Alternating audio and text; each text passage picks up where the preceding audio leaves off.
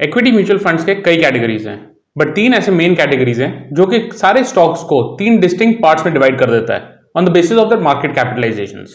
ये है large cap funds, mid cap funds and small cap funds. आज के इस वीडियो में हम एक ऐसे एक्टिव फंड की बात करने वाले हैं जो कि स्मॉल कैप कैटेगरी में आता है और लॉन्ग टर्म में this fund has been one of the top performers in its category. आज हम डिस्कशन करेंगे Nippon India small cap fund के बारे में।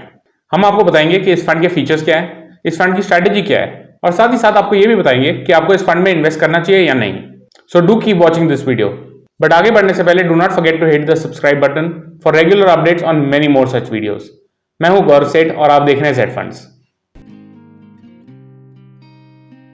इससे पहले कि हम Nippon India small cap fund के स्पेसिफिक डिटेल्स में जाएं, आइए देखते हैं कि एक स्मॉल कैप फंड होता क्या है। स्मॉल कैप फंड वो फंड्स हैं जो कि अपने एसेट्स का मैक्सिमम हिस्सा स्मॉल कैप कंपनीज में लगाते हैं। By definition small cap companies वो कंपनीज हैं जो कि अपने मार्केट कैपिटलाइजेशन के हिसाब से 251st रैंक से नीचे आती हैं। ये कंपनी साइज में छोटी होती हैं एंड रिलेटिवली नई होती हैं in the market. They usually try and come out with new and more unique products to try and disturb the market और मार्केट शेयर गेन करने के लिए। जो अच्छी कंपनीज होती हैं they eventually turn into mid cap companies और कई बार लार्ज कैप कंपनीज भी बन जाती हैं। लेकिन जितनी देर ये कंपनीज छोटी हैं, इनमें रिस्क और वोलेटिलिटी लार्ज कैप कंपनी से मुकाबले काफी ज्यादा रहता है। Nippon India small cap fund अपने एसेट्स का मैक्सिमम हिस्सा इक्विटी और इक्विटी रिलेटेड इंस्ट्रूमेंट्स में लगाता है। ये एक एक्टिव फंड है और फंड मैनेजर्स डिसाइड करते हैं कि कौन से शेयर्स रखने हैं फंड में और कौन से निकालने हैं फंड से। मैक्सिमम स्टॉक्स इस फंड में जो 250th रैंक वाली कंपनी है उससे नीचे के होते हैं, जिसके कारण इस फंड को स्मॉल कैप कैटेगरी में डाला गया है। अब फंड के करंट एसेट एलोकेशन पर नजर डालते हैं। ऑलमोस्ट 18% एसेट्स इस फंड के केमिकल सेक्टर्स में एलोकेटेड है। इंजीनियरिंग और फाइनेंशियल्स में 15 और 13% की एलोकेशन है। अगर मार्केट कैपिटलाइजेशन के हिसाब से एलोकेशन की बात करें तो जो कैटेगरी इस फंड का फोकस है यानी स्मॉल कैप्स, उसमें 60% के करीब इन्वेस्टेड है। बाकी के assets mid cap and large cap companies में एलोकेटेड है। चलिए इस फंड के फैक्ट्स पर नजर डालते हैं। एज ऑफ 30 सितंबर 2020 इस फंड के जो एसेट्स अंडर मैनेजमेंट यानी AUM था वो 9,625 करोड़ रुपए का था और इसका एक्सपेंस रेशियो 1.77% का था। 30 सितंबर को इस फंड का NAV यानी net asset value 42 rupees and 16 पैसे का था। देखते हैं कि पिछले कुछ सालों में इस फंड ने परफॉर्मेंस कैसी दी है। मार्च के महीने में जो कोविड के कारण क्रैश हुआ था उसके बाद की रिकवरी में इस फंड ने बहुत अच्छा परफॉर्म किया है। पिछले 6 महीनों में फंड ने 40% के ऊपर का रिटर्न दिया है। इसके कारण इस फंड की 1 साल की परफॉर्मेंस बढ़िया रही है। अगर लॉन्गर टर्म की बात करें तो फंड ने अपने बेंचमार्क को दोनों 5 और 10 साल के पीरियड में भी बढ़िया से आउट परफॉर्म किया है। इस फंड में जो मिनिमम इन्वेस्टमेंट है in the case of a lump sum is 5,000 rupees. Permissible investment की कोई भी अपर लिमिट नहीं है। In case you prefer to invest through the SIP method यानी सिस्टमैटिक इन्वेस्टमेंट प्लान के मेथड से, तो जो मिनिमम इन्वेस्टमेंट है वो 100 रुपए की मंथली है for a period of at least 60 months.